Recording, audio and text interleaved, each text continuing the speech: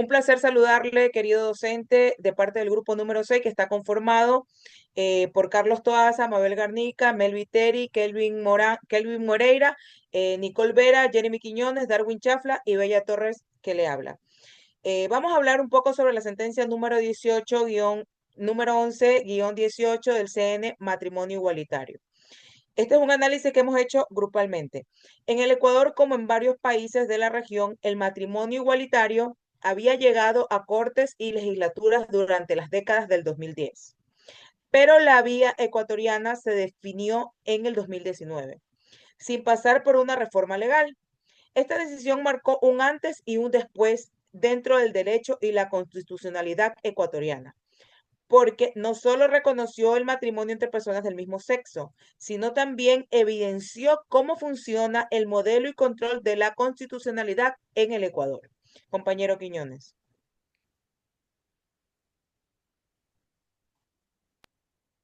A continuación, en junio de 2019, la Corte Constitucional del Ecuador emitió la sentencia 11-18-CN que reconoció el derecho del matrimonio igualitario y encendió un debate que ya llevaba años latente en la sociedad. Si la definición tradicional de matrimonio podía mantenerse frente al principio de igualdad y no discriminación que consagra la Constitución, el caso llegó a la Corte por la acción de protección, interpuesta por parejas del mismo sexo, que habían visto negada su solicitud en registro civil con la Procuraduría General del Estado como parte institucional que defendía la norma impugnada. Detrás de estos nombres formales estaban activistas como LGTBI, abogados de derechos humanos y en el fondo familias enteras esperando una respuesta. Esta decisión me parece relevante porque no solo amplía los derechos fundamentales, sino que también pone a prueba el modelo de la constitucionalidad ecuatoriana. Muestra quién decide, cómo activa ese control y qué fuerza tienen los estándares probatorios cuando se trata de la dignidad humana. Con ese contexto en mención, conviene mirar cómo se aplica en la práctica el modelo ecuatoriano. Esto lleva a preguntarse qué mecanismo procesal permitió que un reclamo de dos parejas cambiara la interpretación de toda la Constitución. La sentencia número 11-18-CN no constituyó únicamente una decisión sobre el acceso al matrimonio civil por parte de las parejas del mismo sexo. Representó una transformación estructural del constitucionalismo ecuatoriano contemporáneo. Su impacto se proyecta en cinco dimensiones fundamentales: normativa, convencional, institucional, jurisprudencial y socioconstitucional. Uno de los efectos más trascendentes fue la interpretación del artículo 67 de la Constitución, que establece que el matrimonio es una unión entre hombre y mujer.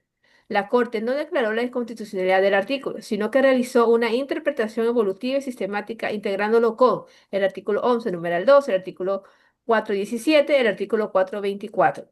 La Corte sostuvo que la Constitución debe interpretarse en conformidad con los instrumentos internacionales de derechos humanos más favorables a la persona. Este criterio implica que el texto constitucional no puede interpretarse de manera aislada ni literaria, cuando existen estándares internacionales que implican la protección de derechos. De derechos. Para entender la sentencia, conviene recordar que el control de constitucionalidad puede ser concentrado solo en la Corte, difuso por cualquier juez o mixto, y que en Ecuador el artículo 428, 429, 436 de la Constitución y la ley son la brújula en la 11-18 CN. La Corte actuó claramente como órgano concentrado, porque fue ella y solo ella quien resolvió la consulta de norma planteada por jueces ordinarios dentro de acciones de protección, al advertir una posible contradicción entre el artículo 67 y los principios de igualdad y no discriminación. Se trató de un control concreto, pues partió de un caso real. Para la argumentación se proyectó con efectos generales, casi abstractos, al interpretar el artículo 67 a la luz de tratados internacionales como el CEDAW y el PSP. Ahora, para entender un poquito sobre lo que es el CEDAW y el PSP. Se dice que el CEDAW es un tratado que tiene como objetivo eliminar toda forma de discriminación contra la mujer en todos los ámbitos de la vida. Es la sentencia, en la sentencia, perdón, la Corte aplicó sus disposiciones clave, como la obligación de los estados de adoptar medidas para garantizar la igualdad de oportunidades y tratamientos de prohibición de normas que perpetúen de género. La interpretación del artículo 67 se ajustó a estos preceptos, asegurando que no generara desventajas para las mujeres. El PSP. Este pacto protege derechos civiles y políticos fundamentales, entre ellos el derecho a la igualdad ante la ley y la prohibición de la discriminación por motivos de género. La Corte consideró que cualquier interpretación de la norma debía respetar estos derechos, por lo que proyectó su decisión con efectos generales para evitar que a futuros casos se vulneraran estos principios internacionales. A continuación, mi compañero. La Corte aplicó varios principios constitucionales importantes. Primero, el principio de supremacía constitucional. Segundo, el principio pro persona. Tercero, la aplicación directa de tratados internacionales de derechos humanos. La Corte sostuvo que los tratados forman parte del bloqueo de constitucionalidad y que deben aplicarse cuando amplían derechos. Desde nuestro punto de vista, la Corte realizó una interpretación evolutiva, adaptando la Constitución a los estándares internacionales. Esto demuestra que la Constitución no debe interpretarse de manera rígida, sino conforme a la realidad social y a los compromisos internacionales del Estado. Como los autores de Gómez Villavicencio, insiste que el Ecuador tiene el control concentrado, aunque la acción de protección abre grietas mixtas. ¿Cómo para atajarlo? Subraya que los jueces, al inaplicar las normas, es la última palabra que siguen en manos de la Corte y una sentencia predomina. En lo primero, los estándares probatorios giraron en el torno del texto de razonabilidad. La Corte consideró que es suficiente prueba que no puede negar el matrimonio y no se ha vulnerado la dignidad en el proyecto de vida de las parejas. Así, usando como parámetros los compromisos internacionales del Estado con cómo levantó la carga probatoria, más allá que un simple formalismo. De igual manera, la sentencia marcó un hilo de igualdad de los derechos en el país, así equiparando las uniones del mismo sexo, el matrimonio convencional, los derechos y las obligaciones. Y el uso del texto de razonabilidad hace referencia directa, como los tratados internacionales. De igual manera, muestran en la Corte que no solo resolvió un reclamo puntual, sino también fijó un criterio para replicarse a futuras disputas de los derechos y obligaciones de las parejas que se van a tratar.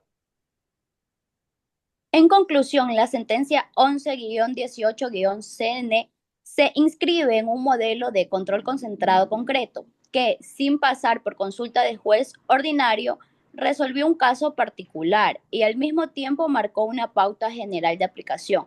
Eso refuerza el rol de la Corte Constitucional como garante último de los derechos y evidencia que el control concentrado ecuatoriano no es rígido, sino capaz de responder a demandas sociales urgentes. El impacto es doble. Por un lado, consolida la igualdad formal para parejas del mismo sexo y por otro, deja claro que la acción de protección funciona como vía directa para activar el control concentrado, con estándares probatorios anclados en la dignidad humana y el derecho internacional. A mi juicio, esa combinación explica por qué la sentencia se siente viva y no solo como un ejercicio teórico, muestra la forma en movimiento corrigiendo exclusiones históricas. Este precedente no solo resolvió una exclusión histórica, sino que consolidó una metodología constitucional basada en la dignidad humana, el principio de igualdad y el control de convencionalidad.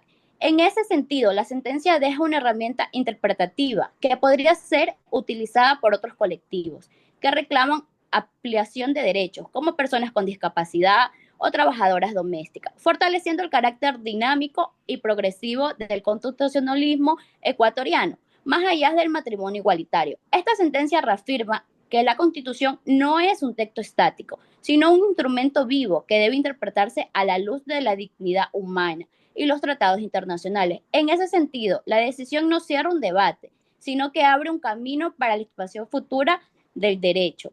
Esto sería todo por parte del grupo número 6. Muchas gracias.